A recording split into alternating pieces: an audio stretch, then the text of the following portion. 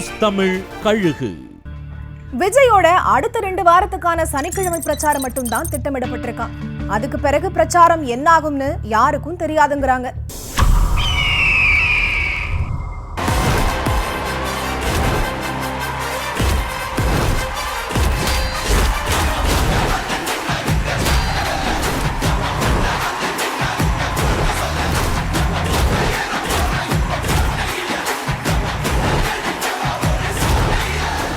விஜய் தன்னோட பிரச்சாரத்தை ஒவ்வொரு சனிக்கிழமையும் 3 மாவட்டம்னு பிரிச்சு டிசம்பர் 20ஆம் தேதி வரைக்குமான டூர் இறுதி செய்யப்பட்டு தமிழக டிஜிபி கிட்டையும் கொடுக்கப்பட்டுச்சு.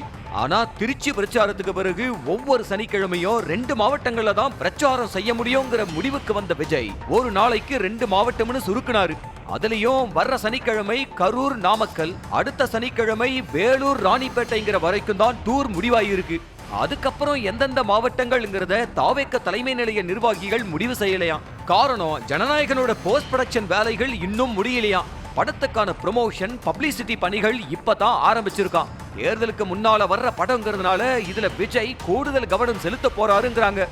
திருச்சி, அரியலூர் மாவட்டங்கள்ல ஒரு நாள் டூருக்கான செலவுகள் கோடிகளை தொட திருச்சிக்கு போயிட்டு வந்த அன்னைக்கே கட்சிக்காரங்களுக்கு அந்த தொகையை விஜய் கொடுக்க ஆனந்த மூலமா 2 மாவட்ட செயலாளர்களையும் கூப்பிட்டாராம். ஆனா திருச்சி, அரியலூர் மாவட்ட செயலாளர்கள், நாங்களே எல்லோருக்கும் செட்டில் பண்ணிட்டோம் தலைவரே, எங்களுக்கு எம்எல்ஏ சீட்டு கொடுத்தா மட்டும் போதும் அப்படின்னு சொல்ல விஜய் நெகிழ்ந்துட்டாராம். திரும்பவும் தமிழ்நாட்டு மணல் கடத்தல் விவகாரம் அமித்ஷா கைக்கு ஆதாரத்தோட போயிருக்கான். ஆனா இந்த தடவை திமுக புள்ளிகளோட சேர்ந்து சிக்குனது அதிமுகவோட ஒரு முக்கிய புள்ளியாம்.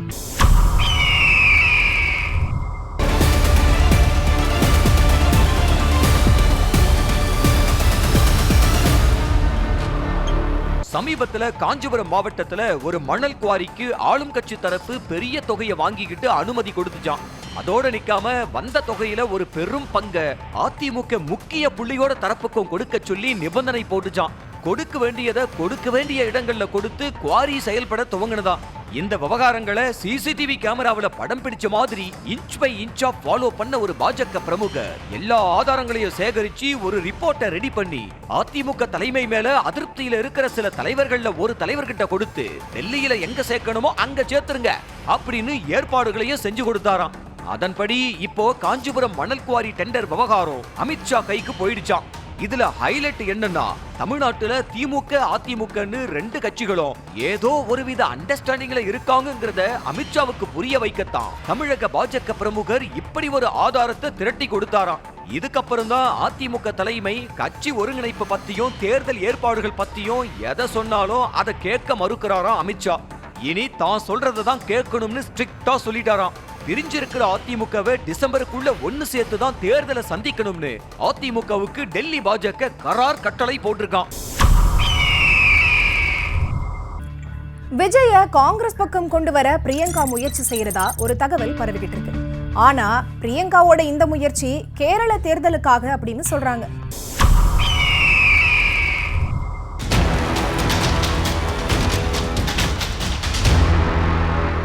கடந்த வாரம் தன்னோட வயநாடு தொகுதிக்கு வந்திருந்தாரு பிரியங்கா காந்தி. நிலம்பூர்ல வசிக்கிற பழங்குடி மக்களை சந்திக்க அடர் வனப்பகுதிக்குள்ள பாறைகள்ல ஏறியும் செங்குத்தான மலைகள்ல கயிறு கட்டி இறங்கியும் போய் மக்களை பார்த்தாரு. அங்க அவங்களுக்காக அரசு போட்ட திட்டங்களை ஆய்வு செஞ்சாரு. அண்மையில நடந்த நிலம்பூர் சட்டமன்ற தேர்தல்ல ஆளும் கூட்டணியான எல்டிஎஃப் வேட்பாளரை வீழ்த்தி காங்கிரஸ் வேட்பாளர் தான் வெற்றி பெற்றாரு. 2026ல கேரளாவுல காங்கிரஸ் ஆட்சி அமைக்கணுங்கிற தீவிர முயற்சிகள்ல பிரியங்கா ஈடுபட்டிருக்காராம். இதோட ஒரு கட்டமா தான் வயநாடு தொகுதியில இருக்கிற பழங்குடியினரை சந்திச்சிருக்காங்க. அந்த சமயத்துல அவரை சந்திச்ச காங்கிரஸ் நிர்வாகிகள் 100 சீட்டுகளுக்கு மேல காங்கிரஸ் ஜெயிக்கும்னு உறுதி கொடுத்திருக்காங்க. கூடவே கேரளாவுல விஜய்க்குன்னு இளைஞர்கள்கிட்ட தனி செல்வாக்கு இருக்கு, அவரு நமக்கு ஆதரவா இருந்தா 2026ல ஆட்சிங்கிற டார்கெட்டை ரொம்ப ஈஸியா அடைஞ்சிடலாம்னு சொன்னாங்களாம். அவங்க கிட்ட பாஜக எதிர்ப்பு மனநிலையில இருக்கிற விஜய் காங்கிரஸ் பத்தி இதுவரைக்கும் எந்த விமர்சனமும் வைக்கல. அவர் நம்ம பக்கம் வர்றது பெரிய விஷயம் இல்லைன்னு சொன்ன பிரியங்கா அதுக்கான முயற்சிகளை நான் செய்யறேன்னு சொன்னாராம். கூடவே கேரளாவுல விஜய்க்கு இருக்கிற செல்வாக்க காங்கிரஸ் மாநில நிர்வாகிகள் பிரியங்கா கிட்ட சில ஆதாரங்களோட எடுத்து சொன்னதை கேட்ட பிரியங்கா விஜய கேரளாவுல காங்கிரசுக்கு ஆதரவா களமிருக்கிற மனநிலையில இருக்கிறதா டெல்லி வட்டாரங்கள்ல பேசிக்கிறாங்க. ஒரு நாள் லீவு கேட்டு போனாலே ஏண்டா லீவு கேட்டோன்னு மனசு நொந்து 3 நாள் லீவு போடுற அளவுக்கு டார்ச்சர் பண்றாங்களா ஒரு பெண் இன்ஸ்பெக்டர்.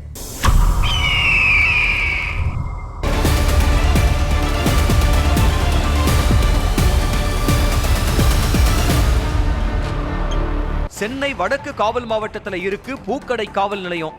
இங்க இருக்கிற அனைத்து மகளிர் காவல் நிலையத்துல மனோன்மணி இன்ஸ்பெக்டரா இருக்காங்க. கொரோனா காலத்திலிருந்து வேற எங்கேயும் மாற்றலாகாம அதே காவல் மாவட்டத்துல இருக்கிற மனோன்மணி தன்னோட ஸ்டேஷன்ல வேலை பார்க்கிற யார் லீவு கேட்டாலும் கொடுக்காம டார்ச்சர் செய்யறதா புகார்கள் எழ ஆரம்பிச்சிருக்கு. நேரடியா நியமனமான ஒரு பெண் எஸ்ஐ மனோன்மணிய பத்தி நேரா ஏசி கிட்ட போய் புகார் கொடுத்திருக்காங்க.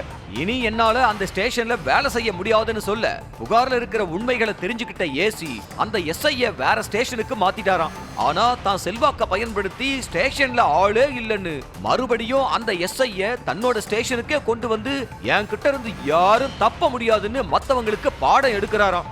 இன்னொரு பக்கம் ரோந்து பணிகளுக்காக அந்த ஸ்டேஷனுக்கு கொடுக்கப்பட்ட 2 வீலரை இதுவரைக்கும் மனோன்மணியோட கணவர் தான் ஓட்டிக்கிட்டு இருந்தாராம். இப்ப அந்த வண்டி ரிப்பேர் ஆக அதை ஸ்டேஷன்ல விட்டுட்டாராம். போலீஸ் உங்கள் நண்பன் அப்படின்னு சொல்லுவாங்க. ஆனா இங்க ஒரு போலீஸே காக்கிகளுக்கு பகைவனா இருக்குன்னு பஞ்ச் டயலாக் அடிச்சு ஆதங்கப்படுறாங்க.